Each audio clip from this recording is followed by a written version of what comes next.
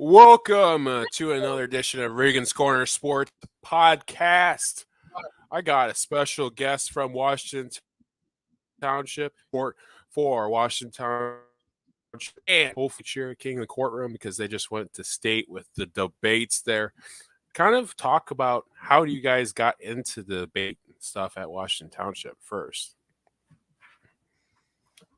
So it's actually through an organization called DECA. And down there, we're at the State Career Development Conference. Personally, I got into DECA my freshman year. Some of my friends, some upperclassmen, they were in it, and they kind of led me along. And then the advisor that year was my business teacher.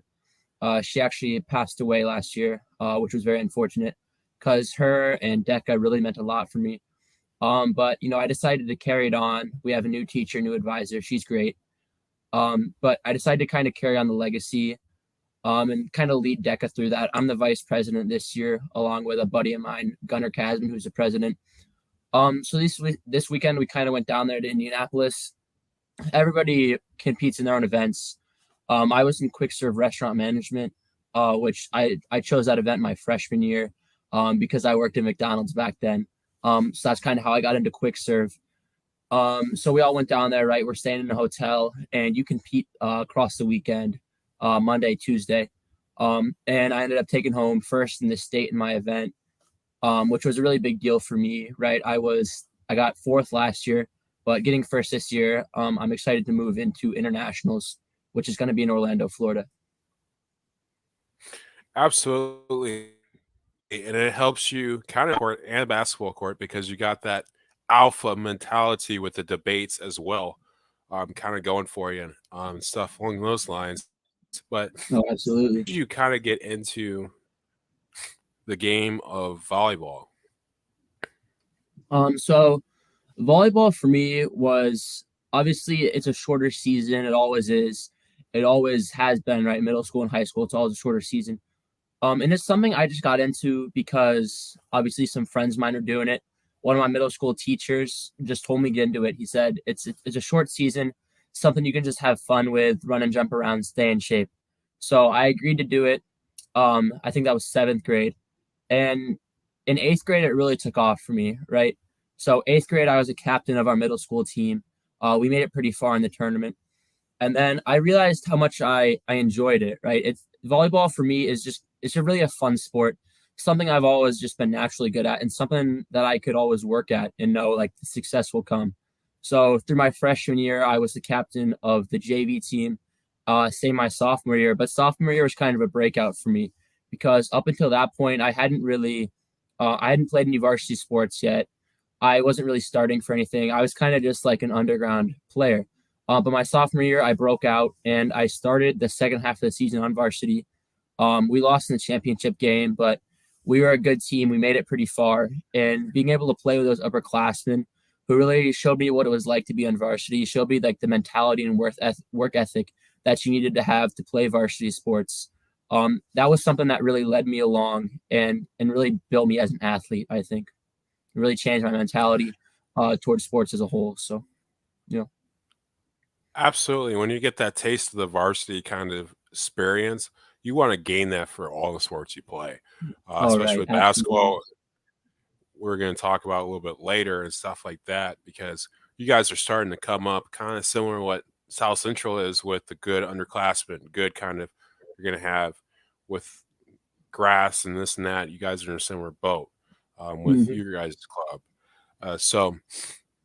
But going into volleyball a little bit more, coming into this year, what was kind of the expectations for your guys' club? So last year, I was a captain last year as a junior, and we were very good last year. I think we lost 2 games in the regular season. We lost in the championship, close game in 5 sets to a really solid Couch team. So the expectations were high, right?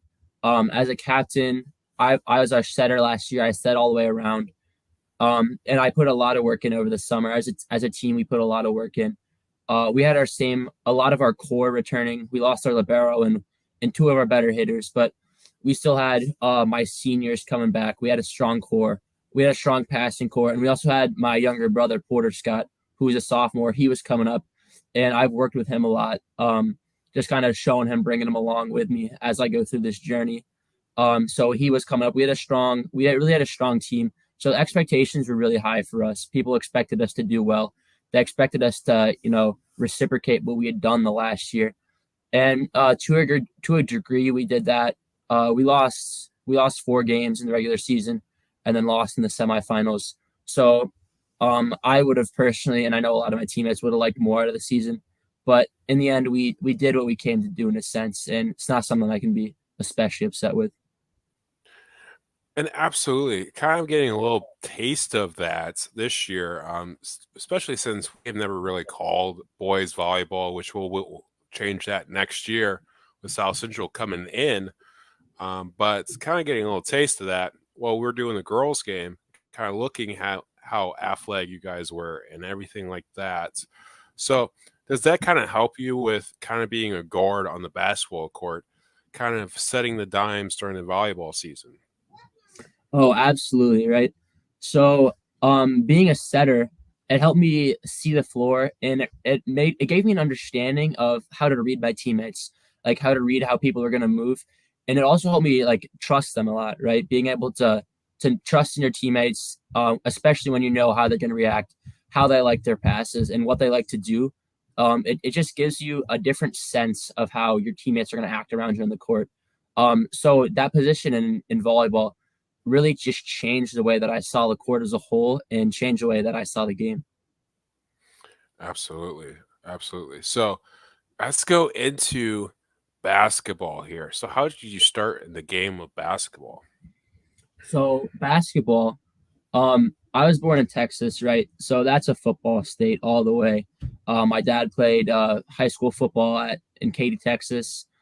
So I didn't really know much about basketball when I first started playing back in third grade. I played my first game with two of my best friends, who I played my last game with. Right, those same guys were on the court my first game, on the court my last game. One of their dads was coach, so I started playing basketball all the way back in third grade, and I really didn't even know what the game was when I started, but it turned into something else. I mean, absolutely. That was my sport in high school. I get what you're saying and stuff like that, and kind of you get to love the game, especially when it's almost like a business trip when you get into high school, where it's almost year round with AU, with this other stuff. So, kind of, what's the importance of being a multi-sport athlete at a small school like Washington Township for your guys' psyche? I think being a multi-sport athlete, it just gives you a break from the game. Like if things were just like basketball, basketball, basketball all the time, I feel like especially like in this day and age where everything's always changing, having something so repetitive like that, it could just be a lot. It could weigh on a person, and it could cause you to fall out of love with the game. But like having other seasons, having other, and I think athletically too, doing a bunch of other movements other than basketball, not only is good for your legs, but it just helps your athleticism as a whole. I know I saw my jumping ability like completely change over the volleyball seasons as you're jumping so much in the sport. But I think a break from basketball and a break from other sports, it's really healthy for you. It gives you a chance to focus on and think about something else without just taking all that time off. Right, you're staying in shape, but mentally you're recovering. Mentally you're getting ready for it without specifically having to think about it all the time. Absolutely. I like that insight from you. Junior right now, but wise beyond your years. So, what are some goals, basketball, volleyball wise, in the near future? Um, I'm actually a senior this year, so I'm done as far as those. I did have the opportunity to pursue volleyball further at the college, possibly the D1 level. But I think I'm gonna choose to prioritize my education at this point. Okay. See, that's a smart decision. You know yourself, and this and that, especially since it's your senior year, kind of scheduling, kind of seeing what will kind of gel. Because we kind of hit on the lawyer possibility and stuff like that, and debates and all that stuff. It seems like you're going more that route than you're kind of your the athletic ability and stuff like that. Yeah. Just my family as a whole. I have two siblings above me, my older brother and sister, who neither of them were especially athletically gifted. My brother was a pretty good runner, but he was more of a long distance guy, not as suited for the high school cross country season. And my sister played soccer, but they're both extremely academically gifted. So from a young age, that precedent, that those expectations were set for me. So academically, those high achievements have always been something I'm strive for, and I think I'm going to continue doing that as life goes on. Absolutely. The way you sound, the way that you present yourself, I totally agree. But kind of going into your senior year here, and stuff like that, what are some things that you'll miss about basketball and volleyball throughout your college days?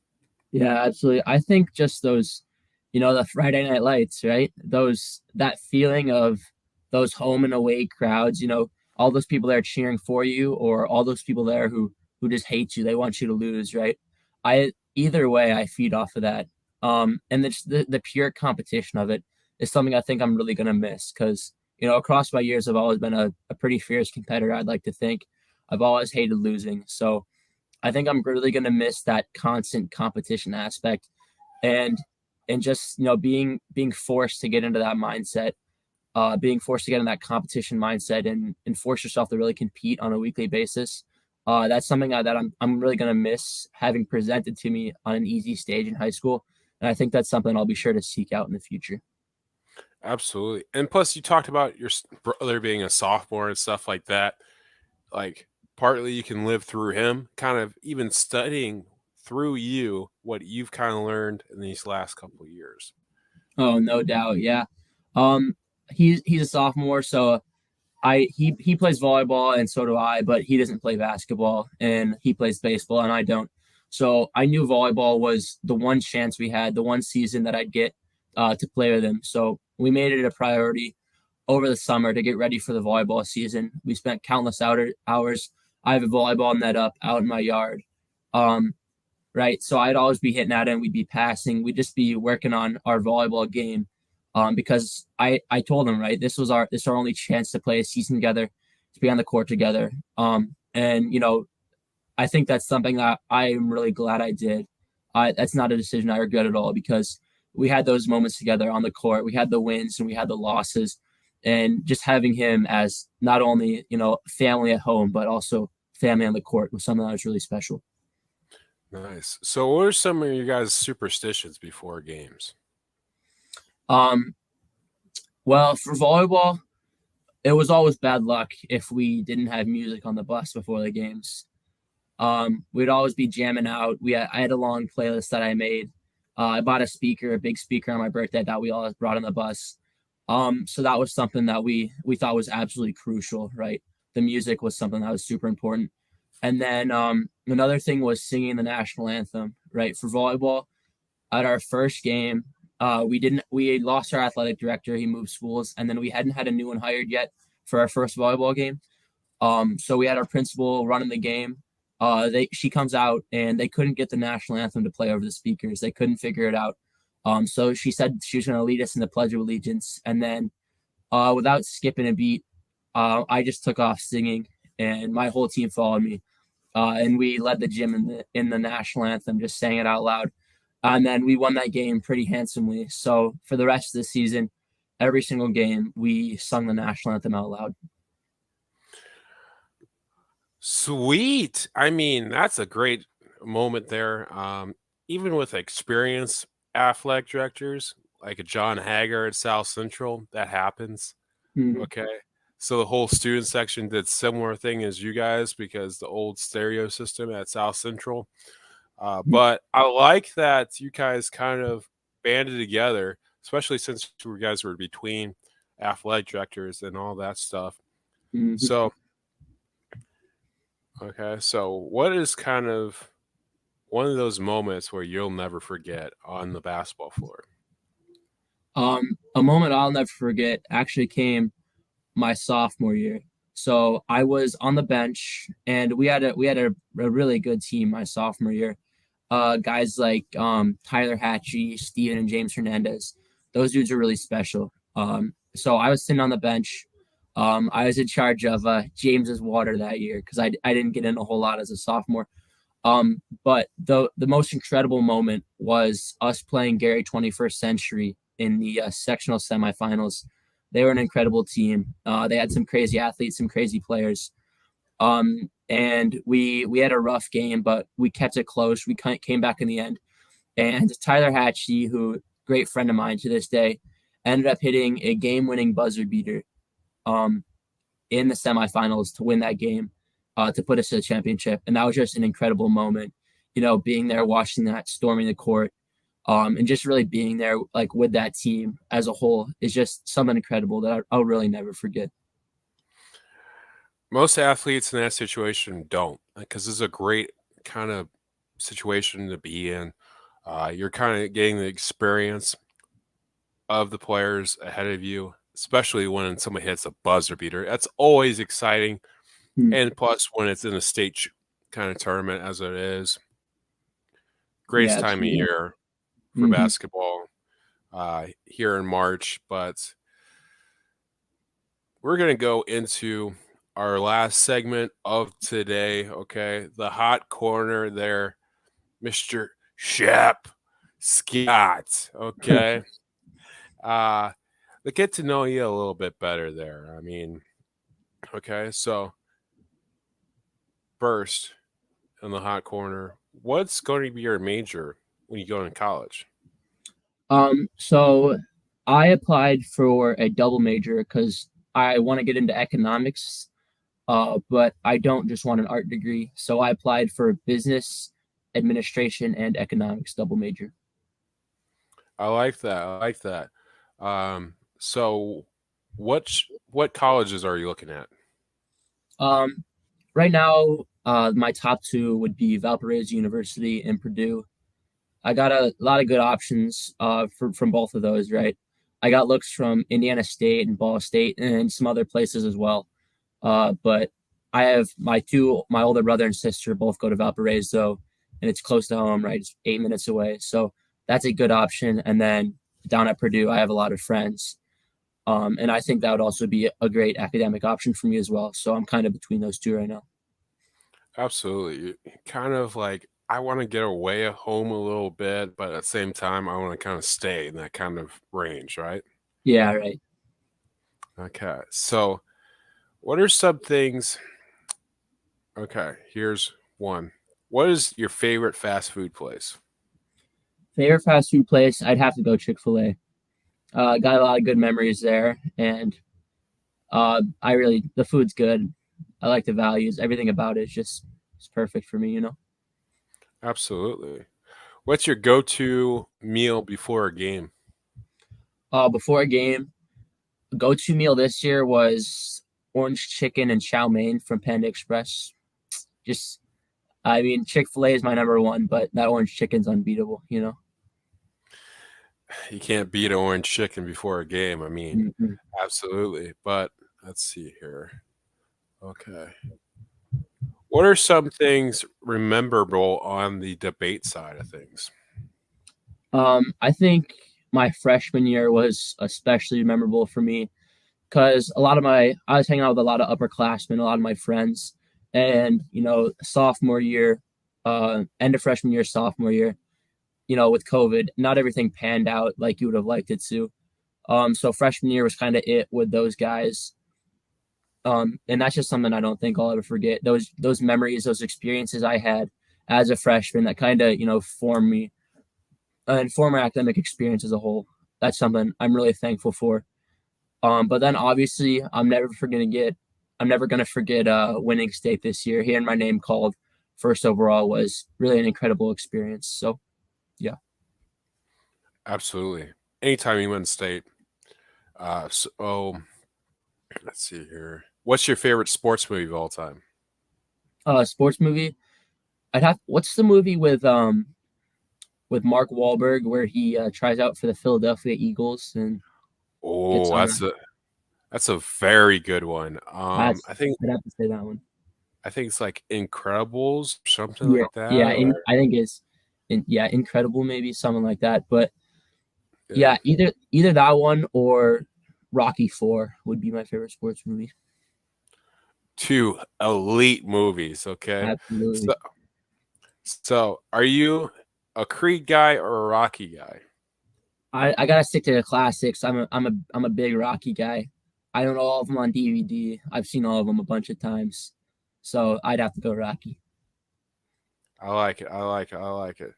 Okay. So I'm going to ask this since we're talking about GOAT conversations. Okay. Okay. So Jordan or LeBron? Me, I think Jordan personally. Um, I just he was a lot more iconic. I feel like all those old pictures, the two three peats, his finals record. I just think he was iconic. Absolutely. We're three for three here in 23 with Jordan versus LeBron questions. Okay. Because Keegan Holder and I think straight balling from Westville. Okay. 2 for 2 there. And then now you, Mr. Scott, with the Jordan stuff. I love to see it. Yes, sir. You young cats doing your thing and scouting the greatest of all time. Okay. Mm-hmm. So you're always welcome to come on here on Regan's Corner Sports Network. And, buddy, have a great day. Stay froggy, my friend. Yes, sir. Have a good one.